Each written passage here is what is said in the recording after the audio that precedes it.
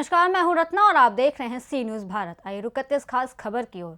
खबर अहमदाबाद से है, जहां साइबर क्राइम पुलिस ने कुछ लोगों को गिरफ्तार किया है, जिसमें इस घटना के ब्यौरे के मुताबिक चौंकाने वाली जानकारी सामने आई है।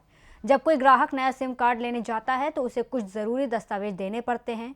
इस गिरोह के लोग ग्राहकों के ध्यान में आए बिना उनके दस्तावेजों पर एक के बजाय दो अलग अलग नंबरों वाले सिम कार्ड हटा देते थे, जबकि दूसरा सिम कार्ड वो अपने पास रखता था। पुलिस जांच के मुताबिक आरोपी ने इस तरह से करीब 55 सिम कार्ड एक्टिवेट किए थे। बाद में वो इन सक्रिय सिम कार्डों को आपराधिक गतिविधियों के लिए विदेश भेजने की कोशिश करते हुए पकड़े गए। आरोपियों ने इस तरह से कितने सिम कार्ड विदेश भेजे हैं और क्या उनका इस्तेमाल आपराधिक गतिविधियों में किया गया है, इसकी भी पुलिस गहन से जांच कर रही है। 55 જેટલા સિમ કાર્ડ મળી આવ્યા હતા। ક્યાં મોકલતા હતા સિમ કાર્ડ, કેવી રીતે એક્ટિવ કરાવતા હતા અને શું વિગત? અમદાવાદ સાયબર ક્રાઇમને ફોરેન પોસ્ટ ઓફિસ શાહીબાગ ખાતેથી એક વિગત મળી હતી કે જેમાં એક શંકાસ્પદ પાર્સલ વડોદરાથી દુબઈ જઈ રહ્યું હતું અને એ પાર્સલમાં 55 સિમ કાર્ડ હોવાની વિગત જણાઈ આવતા જ્યારે અમદાવાદ સાયબર ક્રાઇમને આ માહિતી મળી તો એક પંચનામું કરીને આ બધા સિમ કાર્ડ જપ્ત કરવામાં આવ્યા હતા અને ત્યારબાદ આ બાબતની જે ટેકનિકલ તપાસ છે અમારા પીએટીઆર ગઢવી અને એમની ટીમ દ્વારા કરવામાં આવી હતી। તપાસમાં એવું જણાઈ આવ્યું હતું કે આ જેટલા 55 સિમ કાર્ડ છે બધા એરટેલ કંપનીના હતા અને જે પાર્સલ જઈ રહ્યું હતું દુબઈ એમાં જે એડ્રેસ લખવામાં આવ્યું હતું અહીંયા સેન્ડરનું, એ સેન્ડરનું એડ્રેસ અને નામ ડમી હતું। એટલે આગળ અમે ટેકનિકલ તપાસ કરીને સિમ કાર્ડ ક્યાંથી ઇસ્યુ થયા છે અને એ બાબતમાં સાયબર ક્રાઇમની ટીમ દ્વારા 3 આરોપીની ધરપકડ કરવામાં આવી છે। એક છે રાહુલ બંકિમચંદ્ર શાહ, બીજા છે કાંતિભાઈ બલદાણિયા અને ત્રીજા આરોપી છે અજય ભાલિયા।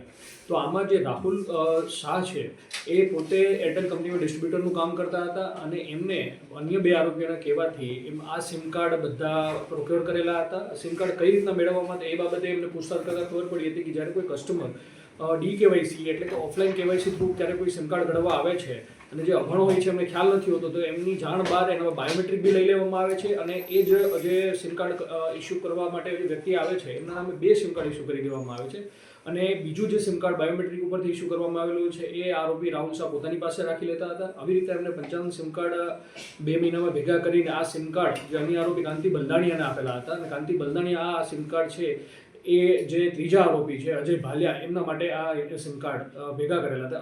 આ જે પાર્સલ કરવામાં આવેલું છે એ મુખ્ય આરોપી અજય ભાલિયા દ્વારા કરવામાં આવેલું હતું અને તપાસમાં એવી સામે આવ્યું છે કે નવીન નામના વ્યક્તિને જેનું એક પેટર્ન સૂર્યાવી છે એમને આ પાર્સલ કરવામાં આવ્યું હતું અને અત્યાર સુધીની તપાસમાં એવી સામે આવ્યું છે કે જે મુખ્ય આરોપી અજય ભાલિયા છે એ સિમ કાર્ડ ઉપરાંત અકાઉન્ટ સપ્લાય કરવાનું બી કામ કરે છે। અત્યાર સુધીમાં 20 થી 25 અકાઉન્ટ એમને એક જોન નામના વ્યક્તિને અને આ દુબઈમાં જે નવીન કરીને વ્યક્તિ છે એમને ની વિગતો સપ્લાય કરી છે।